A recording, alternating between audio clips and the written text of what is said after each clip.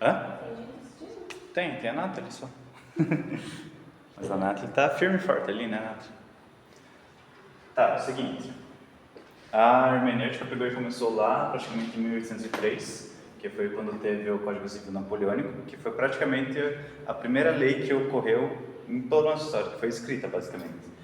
E lá já nasceu os métodos clássicos. Aqui a gente vai ter o primeiro deles, que vai ser o método histórico, que ele vai falar o seguinte: a gente tem que sempre se preocupar qual que era a vontade do legislador na época. Tanto que nas aulas o professor ele pegou e falou, e é claro que eles tinham que se preocupar com a vontade do legislador, porque senão o Napoleão, que era o imperador, ia picotear a cabeça deles. Então eu vou colocando aqui algumas coisas para vocês se lembrarem de cada um desses, daí depois eu também coloco um macetezinho para vocês lembrarem. O do histórico, ele vai pegar e ele vai ser sobre a vontade do legislador. O que era a vontade deles? E assim, esses métodos aqui, até mais ou menos 1945, eles vão pegar e vão falar principalmente sobre a legislação ordinária, geralmente, não aquela Constituição, justamente por causa que não existia a Constituição antigamente, né? Existia apenas a lei ordinária. Aí, todos esses métodos não vão deixar de existir, mas eles vão ser menos usados hoje em dia. Todos esses métodos clássicos vão ser usados nesse período, de 1803 até 1945, tá? Todos eles têm embasamentos, têm os seus pensadores, por exemplo, o sociológico, o Durkheim, ele teve alguma participação nisso, outros pensadores também teve, mas acredito que ele não vai cobrar nisso. Ele cobrou na primeira prova lá de hermenêutica jurídica, ele cobrou os métodos, as escolas e quem que falava sobre eles. Foi uma porradaria bem forte. Só que acredito que aqui vocês só explicando cada um deles, sabendo dizer o que cada um faz, qual é a diferença de cada um, já vai ser bem tranquilo, tá?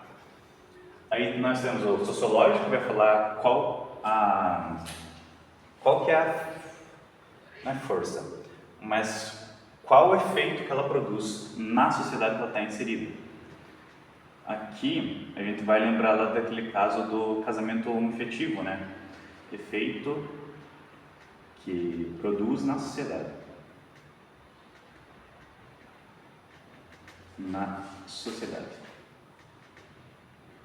Aqui a gente vai lembrar lá daquele caso homoafetivo, né, do artigo 226, se eu não me engano, que ele fala que toda pessoa tem o direito de se casar e que o Estado ele tem que pegar e promover isso de forma que não prejudique a pessoa.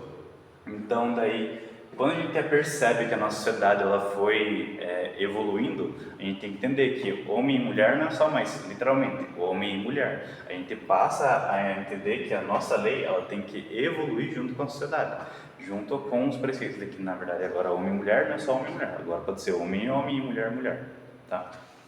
O gramatical, literalmente só se preocupar com as letras da lei. Esse daqui foi um que foi bastante usado aqui também, no Código Civil Napoleônico, porque eles queriam basicamente saber o que o legislador estava querendo dizer. Então, ou podemos pegar um exemplo mais prático de hoje em dia, pena de morte de 5, pena de morte. Crime de homicídio de 6 a 12 anos. Se a gente for usar a nossa interpretação gramatical, a gente vai levar ao pé da letra. Pena de morte é apenas pena de morte de 6 a 12 anos. Não existe mais espaço para interpretação. A gente vai olhar apenas o que está escrito na lei. A gente não vai olhar a sociedade, não vamos olhar o que foi a vontade do legislador, apenas o que está escrito na lei, tá? Letra da lei. Aí a gente vai ter o teleológico, que ele vai ser basicamente a morfologia da palavra, que a gente chama, para que aquela lei foi feita, qual que é a finalidade daquela lei. Aqui eu posso lembrar vocês do artigo 60, se eu não me engano. finalidade da lei, do artigo 60, se eu não me engano, parágrafo 4º, se eu não me engano, parágrafo 4º, isso. Se eu não me engano, esse artigo 60, ele vai falar sobre a destituição que o Poder Executivo, ele tem o poder lá sobre as Forças Armadas e que ele pode, por exemplo, fazer com que use as Forças Armadas para fazer com que tenha uma ditadura. Só que a gente vai lembrar do seguinte: tem um outro artigo que fala que é crime inafiançável você cometer algum ato contra a democracia.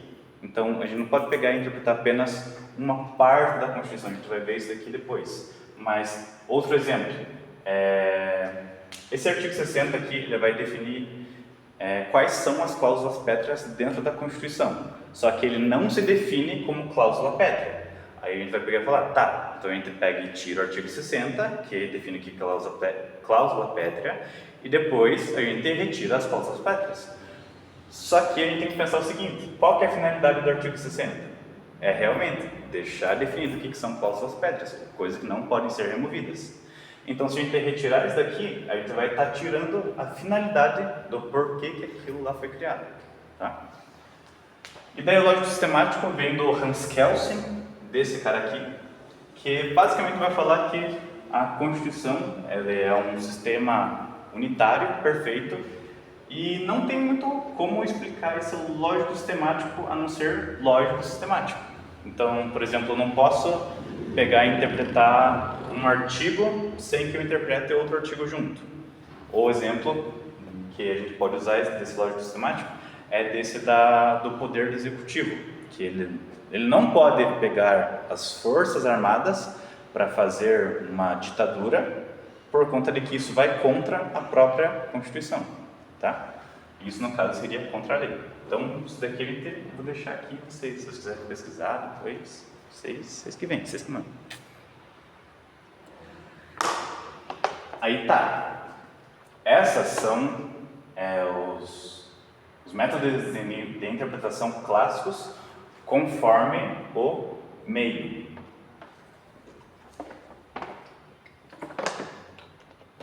Só que é o seguinte, ele pediu para vocês pegarem e fazerem a distinção também quanto à origem.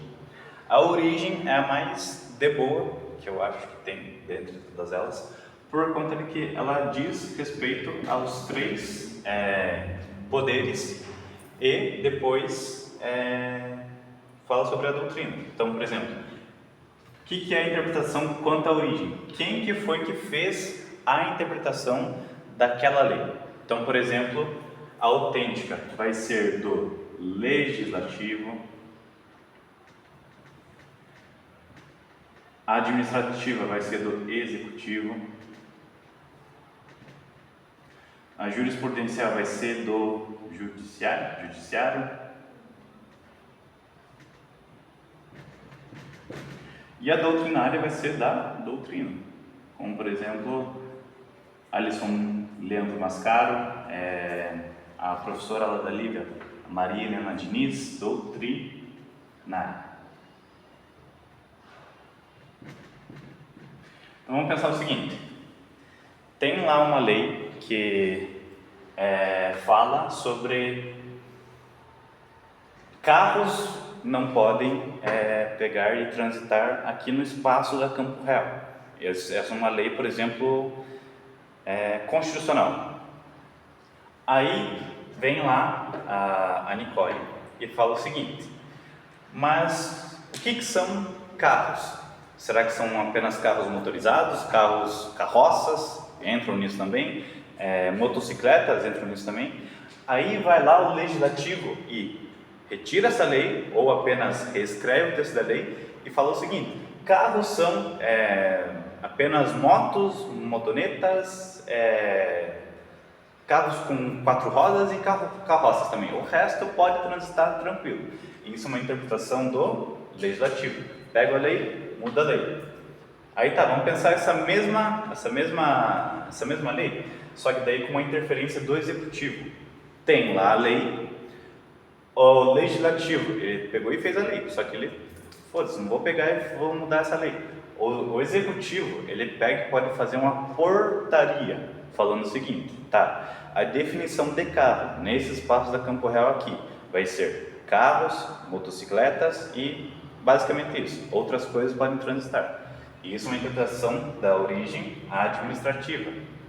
Aí depois jurisprudencial, judiciário vai pegar, acho que vocês pegaram mais ou menos o conceito, né?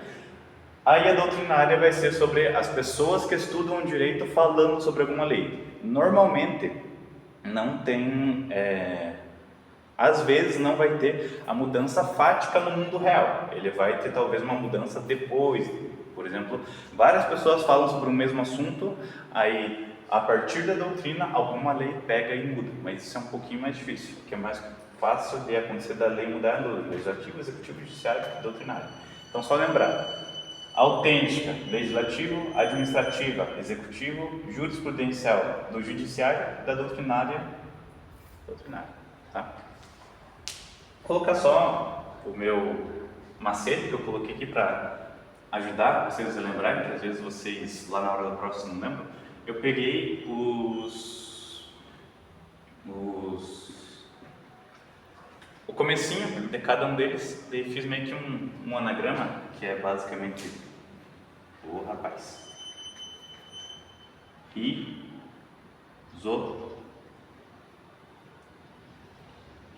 Isogram,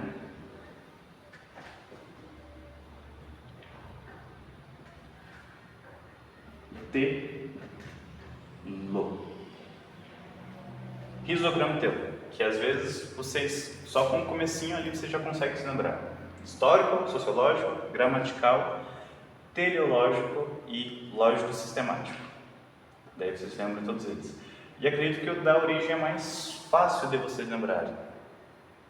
De autêntico, administrativo, jurisprudencial e doutrinário. Se vocês quiserem, vocês podem usar essa nomenclatura aqui mesmo, do legislativo, do executivo, do judiciário e da doutrinária. Acredito que não tem problema vocês mudarem esses nomes aqui. Acredito que ele não vai mudar muito isso, tá? Mas, basicamente, então, desse período aqui, do Código Civil Napoleônico até 1945, é basicamente isso daqui que ele está cobrando na prova. Os métodos histórico, sociológico, gramatical, teológico e lógico sistemático e quanto à origem. Então a gente já pega e já elimina uma questão da prova. Agora faltam só mais 7. Tá bom? Acredito que vai ter várias... ele falou que vão ter, por exemplo, que vocês vão ter que diferenciar cada uma dessas daqui, dos métodos clássicos e dos novos métodos. Tá? Então, tentar entender cada um deles. Aí tá. Lá em 1945, depois da nossa não querida, né?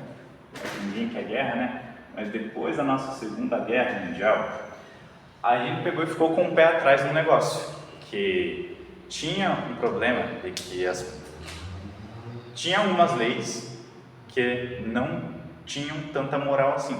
O maior exemplo que a gente tem nisso é o governo lá da Alemanha, que na Constituição deles, nas leis deles, nenhum oficial cometeu nenhum delito, nenhum oficial cometeu nenhum crime, por causa que era, na verdade, uma lei que foi sancionada, que cada judeu não poderia ter os mesmos direitos que as pessoas arianas, não lembro se é arianas, não é arianas, as pessoas brancas, certo? Então, assim, nenhuma dessas pessoas estava cometendo nenhum delito. Então, a partir daqui dessa Segunda Guerra Mundial, a gente começou a ter uma preocupação com principalmente o direito fundamental de cada pessoa. É uma tentativa de resgate lá do direito natural, não sei se vocês se lembram, de que cada pessoa tem um direito natural inerente a eles e que cada pessoa tem, por exemplo, direito à vida, direito à propriedade privada e ninguém pode ter, por exemplo, um direito que se sobrepõe a outro.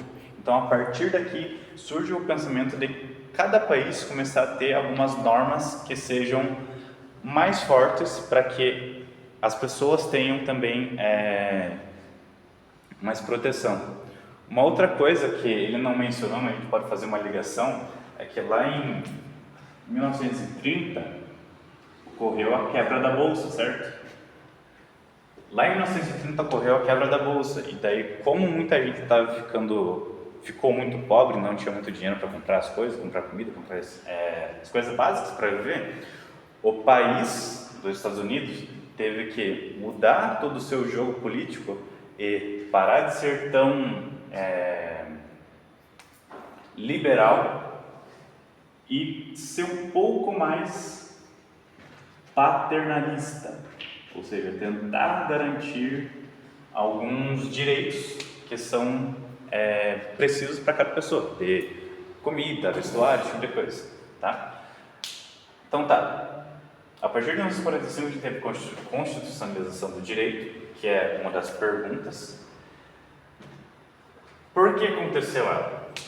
Por conta justamente da Segunda Guerra Mundial, que estava tendo muito caos, muita gente que estava morrendo e que não deveria estar acontecendo isso. Aí a partir disso eles pegaram e criaram, vamos pegar e fazer algum documento que não seja apenas uma mera folha de papel, seja uma coisa que realmente produza efeitos. Que lá perto ainda de 1803, lá por acho que 1850, 1860, teve um cara chamado Fernand Lassalle, que ele falava o seguinte, que a Constituição é uma mera folha de papel.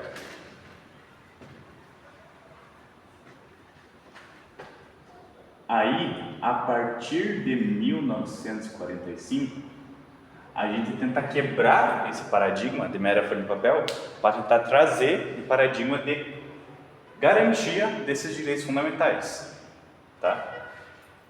Aí, a partir disso, dessa garantia dos direitos fundamentais, surge um protagonista, surge um cara chamado Poder Judiciário.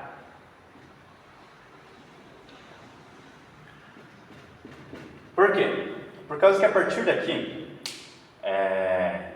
a Constituição ela vai ter muita força aqui. Esse carinha aqui, o professor disse e salientou que ele é muito importante e realmente ele é muito importante. Porque a Constituição, ela é o Deus do Poder Judiciário. Tanto que ele fez isso daqui é uma sombrinha, tá? Aquela metáfora de que a sombra, isso daqui é a Constituição é a sombrinha. E aqui embaixo da sombra da Constituição, estão as leis ordinárias. Então, o judiciário, como a Constituição ele vai ter muita força, o judiciário surge como um protagonista para que essas leis ordinárias elas tenham a máxima efetividade a partir da Constituição. Então, é o seguinte, vamos ler os métodos? Por causa que assim, a partir de 1945, a Constituição ela foi tendo cada vez mais força. E a partir deles perceberem que a Constituição estava tendo mais força, eles tiveram que produzir novos métodos. Por conta do seguinte, eu não sei se ele vai pegar e vai cobrar isso na prova, mas ele cobrou na última prova, que foi o porquê de ser necessário essa troca desses métodos clássicos para a gente ir para os novos métodos, que são 3 quesitos, que são normas mais principiológicas. Isso daqui eu acho importante vocês anotarem, tá? Que são o motivo da troca.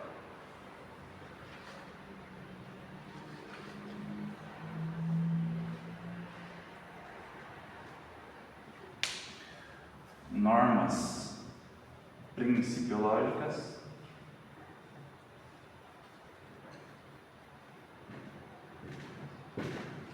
A Constituição ela também vai ter um teor político na sua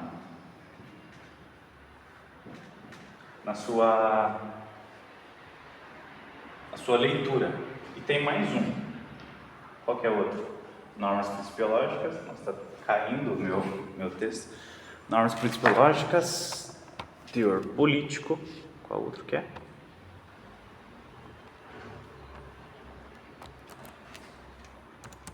Normas.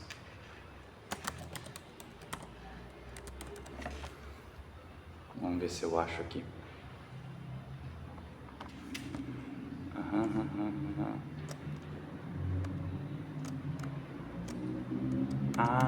E a supremacia da Constituição.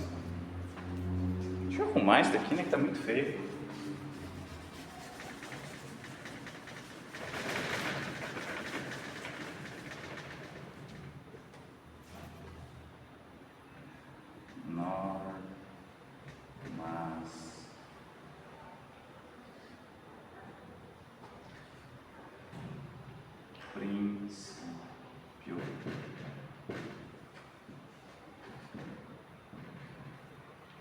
Vai ter um teor político. E por último, ela vai ter uma supremacia. A Constituição ela é muito importante para ser entendida apenas com esses outros métodos aqui. Esses métodos aqui eles são muito fechados. Supremacias. Eles são muito fechados, daí não tinha como você pegar aqueles métodos ali e interpretar a Constituição, que é uma lei muito mais importante do que as leis ordinárias que eram interpretadas por esses métodos aqui, tá?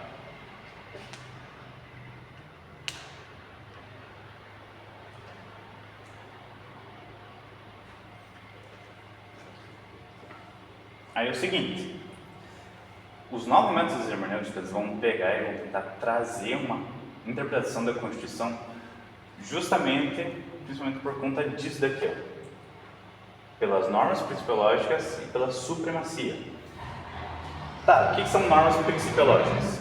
A gente pode lembrar, por exemplo, dignidade humana. Dignidade humana é uma norma principiológica que está presente lá na nossa Constituição. O que é a dignidade humana? Isso daqui vai ser trazido pelos métodos da interpretação. A supremacia da Constituição. O que é a supremacia da Constituição? A Constituição ela é a norma maior que existe, então ela deve ser interpretada com a sua devida importância. E o nosso teor político que a gente está falando aqui, eu não sei sobre o que vocês fizeram no trabalho dele. Não sei se vocês fizeram no trabalho dele lá que valia 10 pontos, você tinha que escrever umas 6 páginas. Acho que não valia 10 pontos, né? Valia pelo menos uns 20 pontos. É o seguinte, o teor político é que ela possui o poder de mudar a sociedade em que ela está inserida. Então, por exemplo, o meu trabalho foi sobre os indígenas.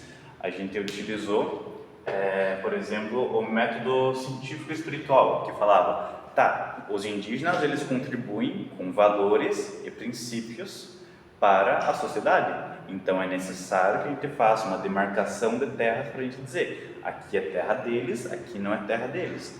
Eles são importantes para a Constituição. Então, a partir desse teor político da Constituição, a gente pega e muda o cenário em que eles estão. Tá? Então, vamos lá, para cada um dos métodos. Tópico problemático, hermenêutico conquistador, científico espiritual, normativo estruturante e o comparativo. Ele falou que esse daqui era o mais importante, mas não caiu na prova. Não sei porquê. Os que caíram na prova. Aqui os que caíram na prova foi teleológico, lógico sistemático e sociológico, se não me engano, na prova do primeiro trimestre. Aqui, o que caiu? Tópico problemático, hermenêutico conquistador, científico espiritual e só. Os outros dois não. Aqui caiu a supremacia. Esse daqui, na verdade, os princípios eu coloquei apenas os que ele colocou ali que é preciso na revisão. Ele tem mais 2, se eu não me engano. Mas esses daqui são realmente os mais importantes. Os outros são meio não muito importantes, mas ainda assim são importantes. Tá. Tópico problemático. Ele é mais ou menos fácil de entender, por causa que o próprio nome já diz. Ele vai pegar os vários tópicos, os vários problemas que estão sendo apresentados para ele, no meu caso da demarcação das terras indígenas. Estava tendo o conflito de... Os indígenas queriam as terras deles, mas também...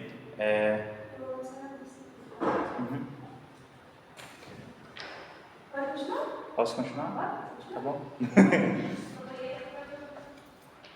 Tá. O tópico problemático, no meu caso, foram apresentados vários problemas para o STF. Por exemplo, os indígenas queriam as terras deles, mas também tinha o interesse da população que vivia ali em volta, que eram os mercadores. E eles tinham vários problemas. Então, a partir disso, eles foram pegando cada tópico e resolvendo cada problema olhando a Constituição. Um bom exemplo disso aqui, que foi o que o professor colocou, com as palavras dele mesmo, é o seguinte: a gente vai pegar e vai olhar a Constituição e depois a gente vai solucionar o caso. Constituição e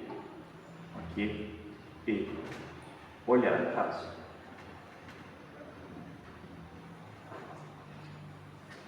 O caso que é o seguinte: quando é apresentado vários problemas para o judiciário, ele vai tentar olhar a Constituição e ver o que a Constituição diz para aquele caso específico.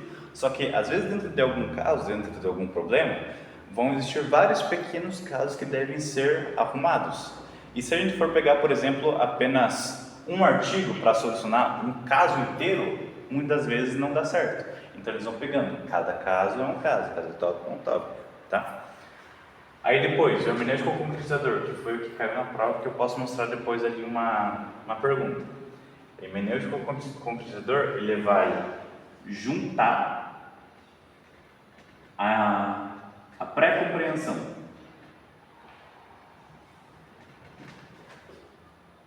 do intérprete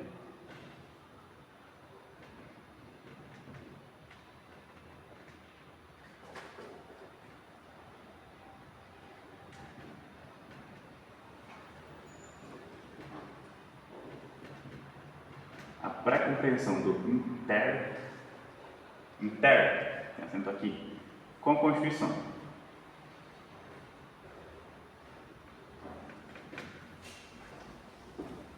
Então é o seguinte: esse hermenêutico concretizador, ele vai juntar a compreensão do intérprete com a Constituição. Aí vai ter um probleminha, que vão ter alguns doutrinadores que vão falar que isso daqui é meio problemático, por causa que é o seguinte: hoje em dia talvez não aconteça muito, mas talvez antigamente acontecia. Pense em um caso em que aconteceu, por exemplo, um roubo dentro da empresa, e alguém que roubou é negro e o juiz é racista. Qual que vai ser a pré-compreensão que esse juiz vai ter desse caso? Ele não vai pender muito mais para o lado da empresa, por exemplo, por causa que quem roubou da empresa foi um negro e o juiz ele é racista, então ele vai provavelmente pender muito mais para aquele que para a empresa, tá? Vão ter alguns doutrinadores que vão falar que isso é meio problemático, mas também vão ter alguns doutrinadores que vão falar que isso é positivo, por causa que é o seguinte: outro caso, por exemplo, da reserva indígena ainda. Alguém que está decidindo sobre algum caso da reserva indígena e que já tem contato variado sobre isso, já trabalhou, por exemplo, na FUNAI, ele vai ter muito mais conhecimento para decidir sobre isso, tá? Mas a pergunta que caiu lá na prova é mais ou menos assim: qual que é o método de interpretação hermenêutica que busca relacionar a pré-compreensão do intérprete com a Constituição? Aí vocês já vão saber, que é o hermenêutico concretizador.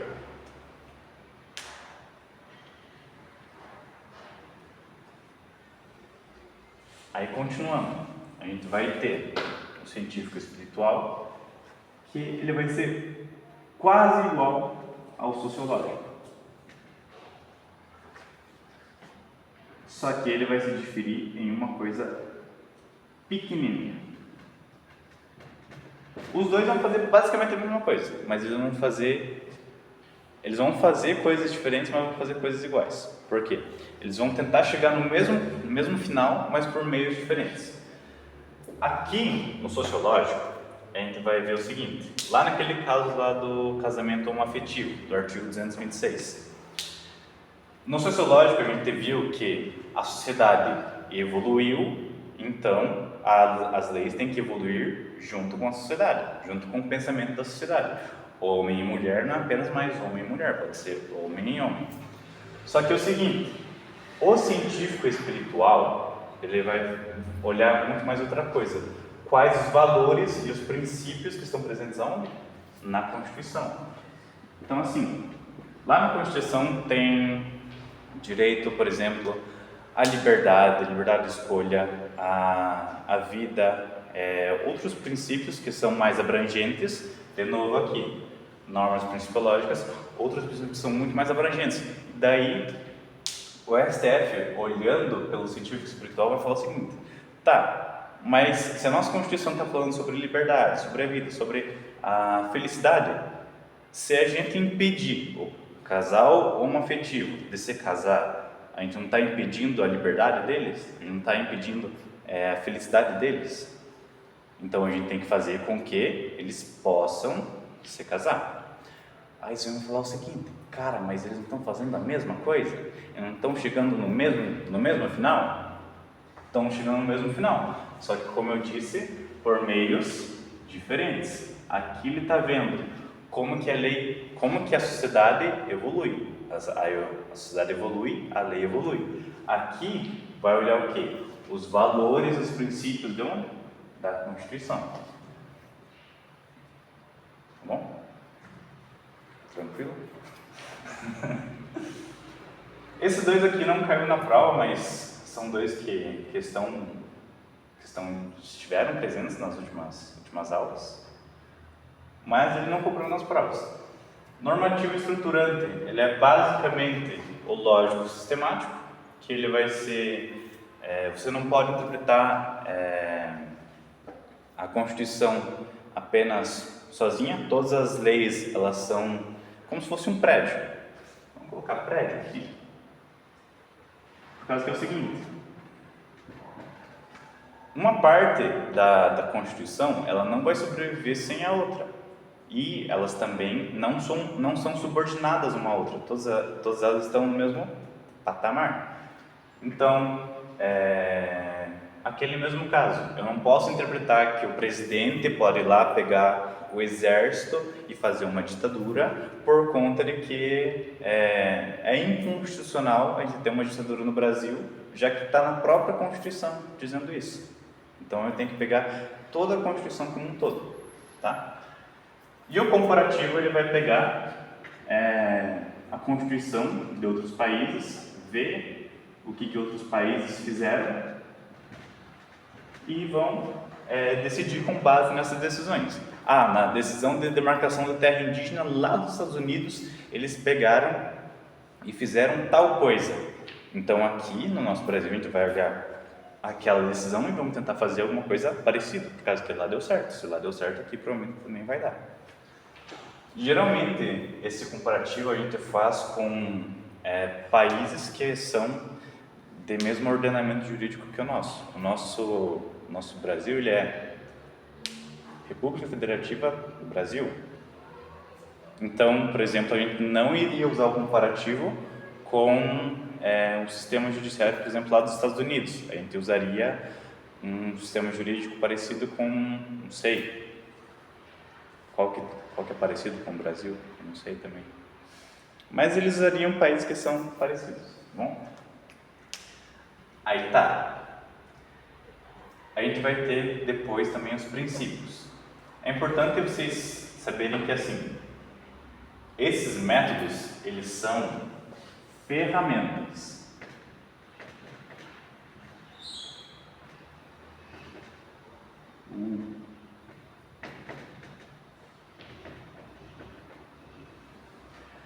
Esses métodos são ferramentas. Já os princípios, eles são normas. Esses princípios, eles sempre vão estar presentes em cada um desses métodos. Por causa que é o seguinte, imagina que você vai fazer uma cerca, você vai precisar. Às vezes quando você vai construir a cerca, você vai precisar de um martelo, de um prego, vai precisar de uma serra, vai precisar de aquele negócio de fazer um buraco, você pega e abre assim, que eu não lembro o nome agora, vai precisar de uma enxada, vai precisar de um machado. Isso daqui são ferramentas para você interpretar a sociedade. Já isso daqui vão ser nortes para essas ferramentas, tá? Então é o seguinte, os princípios também, eles são bem tranquilos de entender, não é muito lá essas coisas, é só vocês pegarem, darem uma estudada de novo e perceber que eles são realmente mais de boa do que os métodos são um pouquinho mais complicados, tá? Então assim, os princípios, supremacia da Constituição, esse é mais tranquilo, supremacia da Constituição, a Constituição é o topo, Constituição, o que nós podíamos colocar aqui, Constituição máxima.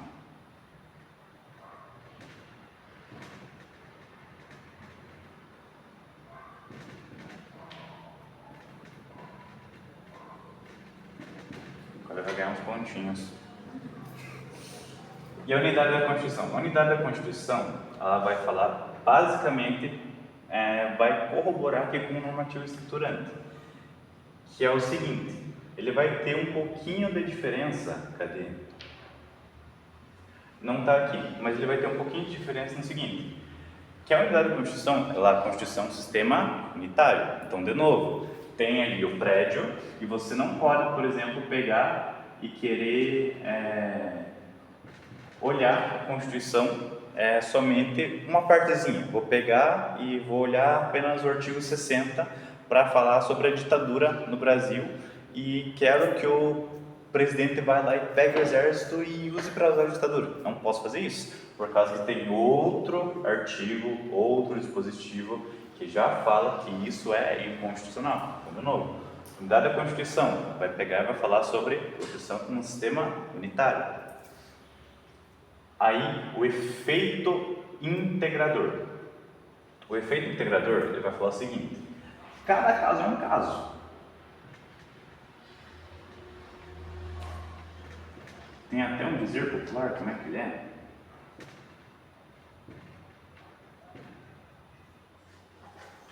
Uma coisa é uma coisa, outra coisa é outra coisa, né? Não tem aquele ditado popular? Que é assim, o efeito integrador ele vai falar o seguinte, a Constituição ela tem que se modelar para atender todos os casos. Se a Constituição não atender isso, aí ele está ferrado. O caso que é o seguinte, tem um caso, por exemplo, de alguém que está se divorciando e está pedindo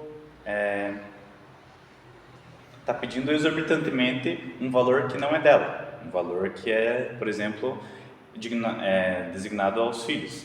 Aí vai ter o seguinte, a Constituição vai falar, não, você não pode fazer isso, tem uma parte que é lá para os filhos. Aí vai ter outro caso, não, eu quero essa parte para mim, não quero que essa parte vá para os filhos delas, por causa que os filhos nunca cuidaram dela, nunca fizeram nada para ela e eu nem sei quem que são os filhos de outra pessoa. Aí você vai decidir, tá, realmente, eles são filhos e eles realmente não têm poderio para isso, tá? Então, de novo, cada caso vai ser um caso. A Constituição vai ter que se modelar para atender as necessidades. Aí tá, força normativa. Força normativa deixa eu pegar e olhar ali depois, por causa que senão vai que eu falo bobagem, daí vocês marcam errado lá e daí vocês, meu Deus, Gustavo, o que você está falando lá? E a máxima efetividade vai falar o seguinte, a gente tem que priorizar e fazer com que os direitos fundamentais atinjam o máximo. Então é o seguinte,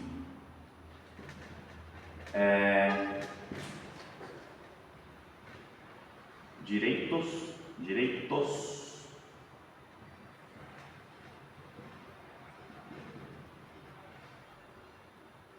Então é o seguinte, a máxima efetividade vai falar que a Constituição tem que sempre priorizar os direitos fundamentais no seu máximo. Então, como que eu posso fazer para que aquele direito fundamental ele seja garantido na sua máxima efetividade? O exemplo do meu trabalho da demarcação de terras indígenas. Está lá na Constituição dizendo que os indígenas eles têm direito a terras e a sua cultura e tal. Aí o STF vai usar esse princípio aqui falando o seguinte, como que eu posso fazer para que esses direitos sejam cumpridos em sua máxima efetividade? Tá bom? Deixa eu olhar ali a força normativa, só para eu ter certeza do que eu estou falando. Olha aqui de novo.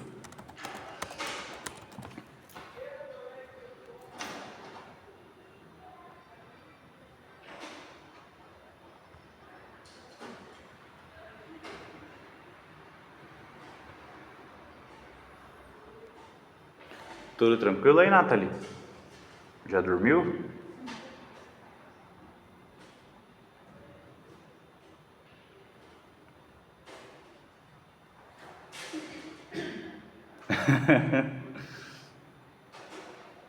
Rapaz, deu 40 minutos já.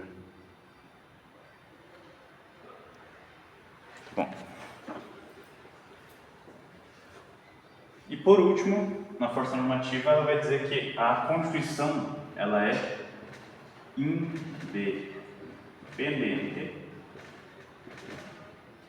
e, olhando aqui de novo na sombrinha, ela irradia o restante do ordenamento, irradia o ordenamento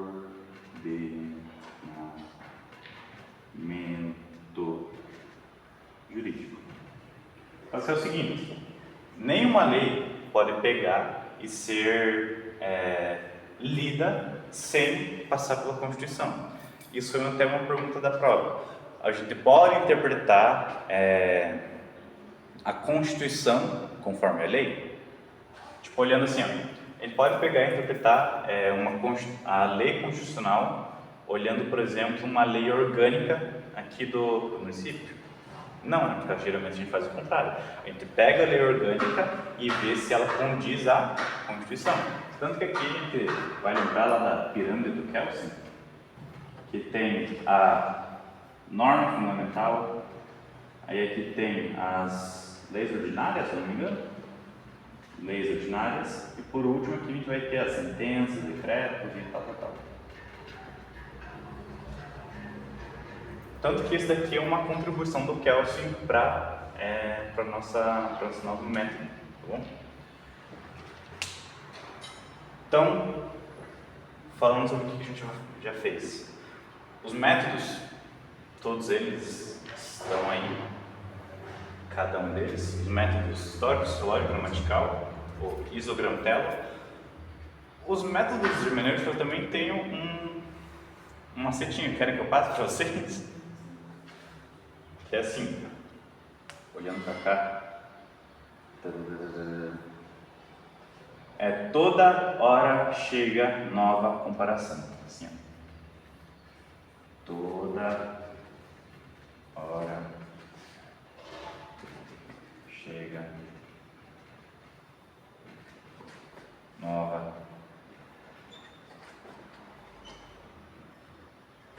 Por causa que eu não lembrava quando estava para fazer a prova. Os outros princípios eu peguei e não decorei. Se vocês quiserem fazer um jeito de vocês decorarem, não sei, mas eu não tenho deles. Mas os métodos hermenêuticos eu fiz esse. Tópico problemático. Ora, hermenêutico ou concretizador. Chega, científico espiritual. Nova, normativo e estruturante. E o comparativo, comparação. Tá?